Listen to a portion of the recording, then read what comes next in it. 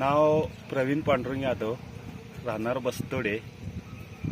आज सकाळी फिरायला गेल्यानंतर सकाळी 6 वाजता बस्तोडेच्या पुलाच्या पलीकडे अनूरच्या बाजूस फिरायला गेल्यानंतर एक पाण्यामध्ये 200 ते 300 मीटर एक ट्रक असा म्हणजे ट्रक दिसत होता. त्यामध्ये एक 2 व्यक्ती फक्त उभारलेल्या दिसत होत्या. त्या पाण्यात आतमध्ये असल्यामुळे पोलीस पाटलांना फोन लावला. त्याचबरोबर फोन लावल्यानंतर थोड्यानंतर पोलीस गाडी तिथं आलेली होती, मुरगुड पोलीस स्टेशनची गाडी.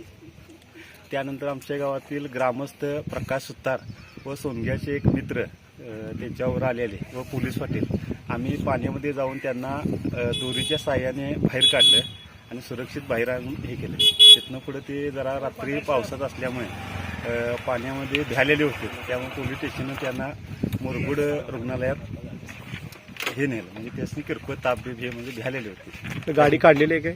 गाडी अजून पाण्यामध्ये तशीच आहे.